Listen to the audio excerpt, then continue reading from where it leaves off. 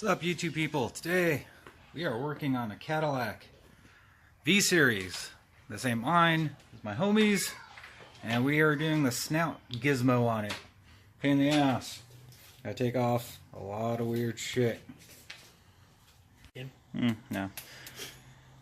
So got, I guess that's evap, map sensors out. Then these hoses, they got a weird little clippy thing right there, but on the other side is the pin for it. All you gotta do is squeeze and pull up. There's 6 fucking bolts on this thing. One there, one there, that one there, one down there, one in the middle underneath this fucking pulley. Then the corner, then we're supposed to use a pry bar on these stupid tabbies here and pull it off. That way we can put an isolator in there because this thing will chatter. Then of course vacuum one, because this whole thing comes off. This shit moves out of the way. Throttle body. There you go. So, got sidetracked. Forgot to turn the camera back on. So, it's an 09 CTS V Cadillac with the ZL1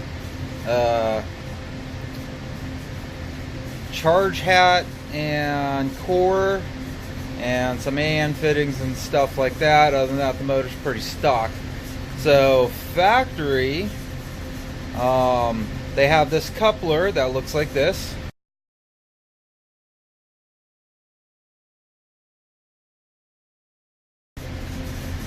And there's a spring in there, and what it does is when you get on the gas, it takes the shock out of it, so it does a little half wind thing, and then the spring breaks eventually, and then you just get chatter,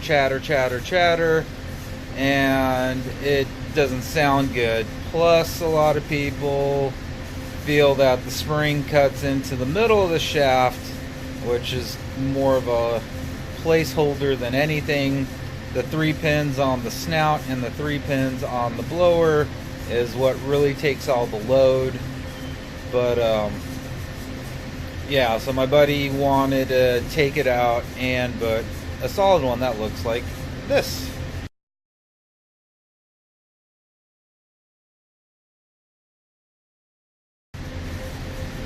So after prying the snout loose with 2 big ass wrenches, because we didn't have no pry bars, and the screwdrivers were bending because GM uses some industrial silicone, we got hung up on the Cam Valley vent port in this picture here.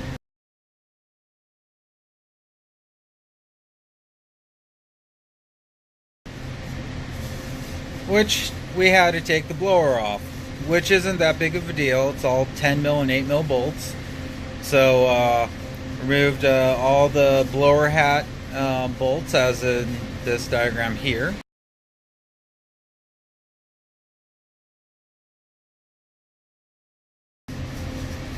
Then we didn't disconnect the coolant lines to the heat exchanger brick. We just took the hat, flipped it over to the side of the fender, you know, put a towel down so we didn't scratch it.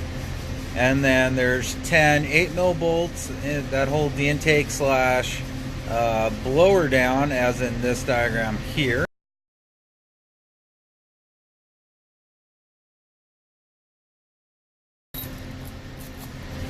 So once everything was you know, taken off, lifted the blower hat like an inch or so, got the snout off, cleaned off all the silicone and crap off of both mating surfaces, put the new isolator in, clocked the pins accordingly, you know, applied some silicone to the snout.